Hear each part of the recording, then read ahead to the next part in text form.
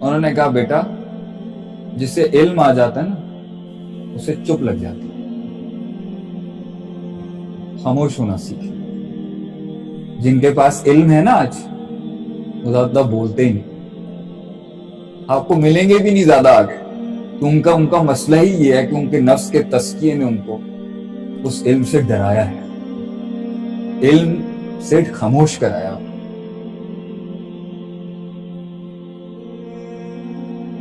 جو کام کرتے ہیں وہ جانتے ہیں، اور آپ کا بھی میں سمجھ سکتا ہوں۔ یہ جو آج میری قوم بیٹھ کے جو مجھے سن رہی ہے، میرا خون سن رہا ہے، میری امت کا، میں جانتا ہوں کتنا بوجھ ہوگا لوگوں کے۔ میں سمجھ سکتا ہوں اس درد کو، کتنی تکلیف ہوگی ایک شخص جو بیٹھا ہوا مجھے سن رہا ہے، کتنی کمپلیکیشنز میں ہوگا اس ٹائم پر کہ اس کی پوزیشن کو نہیں سمجھ سکتا اور کچھ نہیں کر سکتا وہ اپنے ارد گرد کے حالات کو بدلنے کے۔ میں سمجھ سکتا ہوں اس درد کو۔ اب وہ جو کیونکہ لینتھی ہو رہا ہوگا نا، اس میں انسان کی ویلیوز چیلنجڈ ہوتی ہے، اس کا علم چیلنجڈ ہوتا ہے، اس کا تجربہ چیلنجڈ ہوتا ہے، اس کی تربیت چیلنجڈ ہوتی ہے، اس کی ماضی کی پرورش چیلنجڈ ہوتی ہے، اور ایک ٹائم پر انسان آ کے کہتا ہے let's change, it's time to change. Good, یہاں تک تو اچھا، مگر جو وہ چینج ہوتا ہے نا بغیر علم کے، جو سیکنڈ فیکٹر ہے یعلمہم الکتاب، وہ جو بغیر علم کے تبدیلی لاتا ہے نا، اس میں انسان نے بہت غلطیاں کی، بڑے بلنڈرز مارے اور بہت بنڈ مارے اس میں، کیونکہ اس کا کوئی استاد نہیں تھا۔ پہلا کام تو اچھا ہو گیا کہ تو اپنے اس ہال سے باہر نکل، کنویں سے مینڈک باہر نکلا، اچھی بات ہے، اپنے اندر کی برادریوں اور چھوٹے پنے سے باہر نکلا، اچھی بات ہے، اندر کی تکلیف سے رب کو تلاش کرنے کے لیے باہر نکلا، اعلیٰ ترین بات ہے۔ مگر رب کی تلاش کرنے بھی گیا، یا دنیا کے اندر بھی کچھ تلاش کرنے گیا، یا من کی بھی تلاش کرنے گیا، اگر بغیر ایک استاد کے گیا اور بغیر اس علم کے کیا جو اللہ نے کائنات میں اتارا ہوا ہے، پیور گمراہی ہوگی اور کچھ نہیں۔ کوئی دعویٰ ہی نہیں کر سکتا جی میں پہنچ بھی گیا اور میں انسان بھی رہا بغیر قرآن حدیث اور وحی کے، مشکل بات۔ کچھ فیکٹرز تو ہوں گے جو جنرلی فطرت کے ٹھیک ہو، مگر تفصیل تو شریعت ہی بتائے گی نا انسان۔ تو بل گیٹس پہنچ گیا وہاں تک جہاں تک اسے پہنچنا تھا نا، مگر اس کا سائیکو انالیسس کر کے پتا چلے گا کہ اندر کے کلیجے کے اندر سٹیٹس کیا ہے اس ٹائم پر انسانیت۔ پولیو کے اوپر پیسے لگا کے، اسکیمز لگا کے، تو ایک فیکٹر اچھا ہو گیا نا کہ بھائی آپ بہت اچھے ویلفیئر ورکر بنے، اور میں یہاں پر بڑی بڑی باتیں کر رہا ہوں۔ یہ تو زندگیوں میں اتر کے پتا چلتا ہے نا کیا کیا مسائل ہوں گے اندر، کیا کیا سائیکوپیتھیز ہیں اندر انسان کے۔ وہ تو آپ جتنا کلوز آتے ہیں تو پتا چلتا ہے نا بھائی، وہ یہ بھی مسئلہ ہے، یہ بھی مسئلہ ہے، یہ بھی مسئلہ ہے۔ میں جب دین سیکھنے نیا شروع ہوا نا، تو میں اپنے اساتذہ کے آگے نا بہت بولتا تھا، مجھے سمجھ ہی نہیں آتی، کیونکہ وہ باہر سے پڑھ کے آیا ہوتا نا، تو ہمارے ہاں being bold is to be being very ہمارے ہاں بولڈ ہونا، زیادہ بولنا ویسٹرن، مطلب اٹس he's very charming، یہ والا ہم کہہ دیتے ہیں۔ تو استاد جی ہنستے تھے ہمیشہ، میں ہمیشہ نا استاد جی کے آگے اپنی بہت زیادہ نا فضول کی بھی بیچ میں مستی بھی چل رہی ہے، یہ بھی ہو۔ وقت کے ساتھ ساتھ مجھے احساس ہوا کہ حسن یہ ہے، میرے اندر نہیں ہے، he is beautiful, I am not۔ میں آہستہ آہستہ خاموش ہونا چاہوں گا، اس حد تک کہ مجھے ایک شخص نے ہماری مسجد میں ایک بڑا اچھا جملہ کہا جہاں میں نماز پڑھتا تھا اپنے ابتدائی سال۔ انہوں نے کہا بیٹا جسے علم آ جاتا ہے نا اسے چپ لگ جاتی ہے، خاموش ہونا سیکھے۔ جن کے پاس علم ہے نا آج وہ زیادہ بولتے ہی نہیں، آپ کو ملیں گے بھی نہیں زیادہ آگے، تو ان کا مسئلہ ہی یہ ہے کہ ان کے نفس کے تزکیے نے ان کو اس علم سے ڈرایا ہے، علم سے خاموش کرایا۔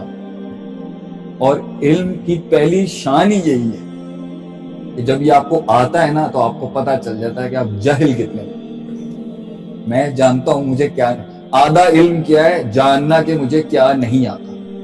گہرا نقطہ ہے، نوٹ کریے، جو زکیم سے آگے والا تھوڑا ڈسکس کرو۔ I'm about to take a switch there۔ علم، آدھا علم جاننا مجھے کیا نہیں آتا، اور آدھا علم جاننا کہ میں نے کیا جاننا ہے۔ یہ کوئی علم نہیں ہوتا کہ مجھے کیا آ گیا ہے، علم صرف یہ جاننے کا نام ہے کہ مجھے کیا نہیں آتا. بڑے گہرے جملے ہیں. یہاں تو کسی کو 2 حدیثیں آ جائیں نا, یا تھوڑا سا گہرا نقطہ آ جائے قرآن حدیث پہ بات کر, وہ کنٹین ہی نہیں کر سکتا, اس پھٹ جائے گا اپنے علم سے. دکھ جائے گا, آپ محفل میں بیٹھے ہوں گے خاموشی نہیں رہ سکتے. ہم نے ایسے ایسے لوگ دیکھے, اللہ فوت ہو گئے. اب تو علماء تو فوت ہو رہے ہیں سارے.